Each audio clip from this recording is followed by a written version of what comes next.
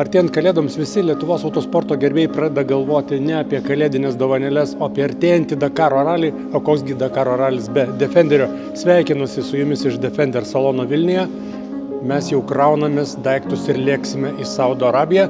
Prieš keletą metų lėkiau su Karoliu Raišiu, kas šiais metais mano partneris, sužinosite šiek tiek vėliau. Dabar pamatykite tą automobilį, kuris netrukus iškeliaus į Barceloną. Ten bus įkrautas į keltą ir plauks 2-3 savaitės į Saudo Arabijos uostą Janbu. Man malonu jums pristatyti ypatingos spalvos Defenderį. Įsiminkit šį žodį Defender, ne tai kad Land Rover Defender, kaip sakydavom anksčiau, Defender tapo atskirų prekės ženklų.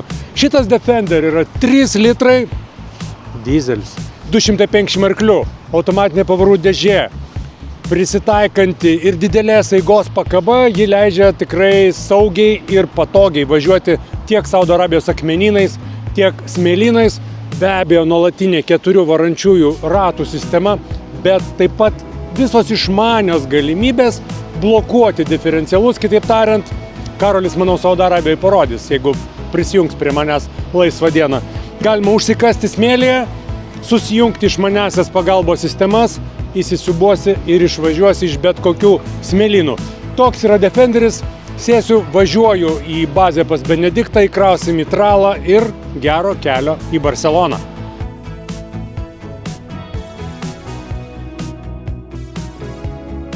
Tai netrukus centralo keliauja mūsų Defenderis, Karolio Raišio Defenderis, Arūno Gelažninko mokinių pikapas, Benedikto Vanago medijos automobiliai, o pagrindiniai automobiliai veš priekaboje. Sveiki, Benediktai, pats darbymetis, matau, Dakaras prasidėjo. Kiek čia užtrunka ta visa kelionė? Kiek dienų iki Barcelonos, paskui iki Saudo Arabijos? Maždaug? Aš manau taip, kad iki Barcelonos yra turbūt tralui su vienu vairuotoju 4 paros. Mūsų sunkvežimiai su 2 vairuotojais yra turbūt kokios beveik 3 paros. O paskui laivų dar kokios 3 savaitės. Jo, paskui laivas, aš manau, kad turbūt laivas pats fiziškai tai plaukia turbūt kokių 1 savaičių, bet uostuose pasikrovimo, išsikrovimo, ten ilgi procesai, tai manau, kad dar turbūt po savaitę reikėtų užmesti. Tai tos logistikos mes nesekam, tik tai turime sekimo įrangą automobiliuose, tai galėsim matyti, kur mūsų technika yra. O šiaip tai 30 gruodžio komanda nusileidžia Saudo Arabijoje ir tikimės jau ten pasiimti visą techniką. Čia mes iš esmės kooperuojamės drauge su lietuviais, arba, sakykime, taip padedam, nes mes užsakinėjom tralą, mums jo viso nereikia, tai tada ir motociklininkai, ir side by side, ir Karolio Raišio bolidas klasiko irgi keliauja. O, linksmasis Karolis, nemiegojęs visą naktį, jaučiu šypsenėlę.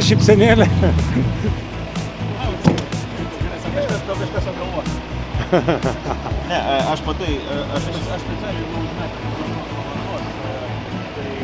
specialiai tada viskas gerai. Šiaip buvo labai steigiai. Aš žinok, turėjau žvalgų, kurie sakė, dar nėra tralo. Gerai, žvalgai. Dėl to tau ir neskambinau, kad vėluoju. Žodžiu, čia tokia lengvas off-topikas.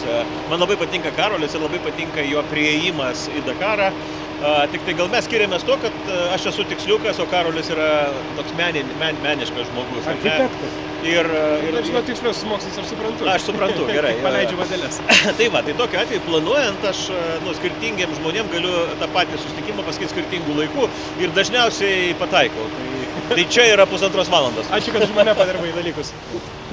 Ką sapnavai, Karoli? Toks iš akių matau, kad mažai miegojai. Tai sapnuot nespėjau. Naktis buvo kaip sapnas, ten greit reikėjo susisukti, dalis susidėti. Pasibandžiau dar, kadangi paskutinę minutę tik baigiam dalykus, tai pabandžiau dar tam tikrų techninių darbų atlikti. Tiksliau norėjau pasibandyti, bet nespėjau, paskui supratau, kad viską reikia dėti. Dar tokių techninių nesklandumų buvo, smulkių, bet lygioje vietoje, kurie išsprendžiami paskui ten dykumoje, laisvai, bet labai norėjau namie, kol šiltai ir gera. Tai Defenderis ir taip važiuoja. Važiuoja, viskas gerai. Bet, smulkmenos tokios, dėl techninės komisijos, tai lemputė, tai tas, kuris viskas veikia, bet paskutinę naktį sugalvoja nebe taip labai veikti. Labai nedidelė problema ir turbūt tradicinė. Vežant autovežių tiek daug Dakaro automobilių labai padidėjo aukštis, o važiuojant per visą Europą iki pat Barcelonos pro viadukus yra ką veikti. Negalima viršyti aukščio ir negalima apgadinti tokio brangaus krovinio. Pasižiūrėkime, kas čia vyksta.